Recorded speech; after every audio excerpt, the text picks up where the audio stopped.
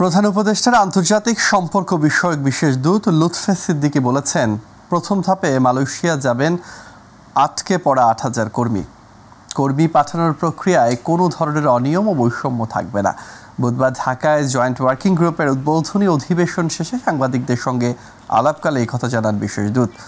Joint working গ্রুপের বৈঠকে বাংলাদেশ প্রতিনিধি দলের নেতৃত্ব দেন প্রধান উপদেষ্টার আন্তর্জাতিক সম্পর্ক বিষয়ক বিশেষ দূত লুৎফে সিদ্দিকী।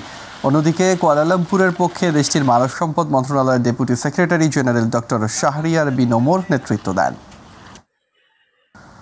চলতি হজসহ দীর্ঘ ২৫ বছর ধরে পবিত্র হজ পালনকারী হাজিদের সেবা দিয়ে যাচ্ছে দেশের ঐতিহ্যবাহী হজ agency Sikdar tours and travels Abul Kashem Hodge group. প্রতিনিধি এম সাইফুল ইসলাম জানান, ২০২৫ সালে অনুমোদনপ্রাপ্ত ৭০টি হজ এজেন্সির মধ্যে সৌদি আরবের বড় হজ গ্রুপ পরিচালনার সেবামূলক প্রতিষ্ঠান প্রথম সারিতে রয়েছে Shikdar tours and travel Abul Kashem Hodge group.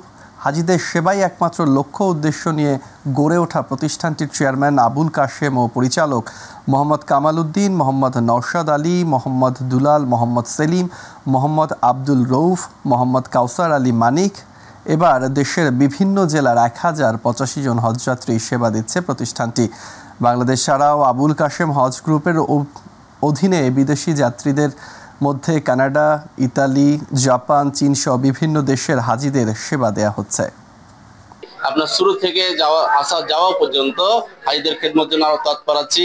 যে সেবা এ পর্যন্ত পেয়েছি আমরা খুব সন্তুষ্ট, ভালো পেয়েছি, এবারও ভালোর আশা করছি, ইনশাল্লাহ ভালো হবে।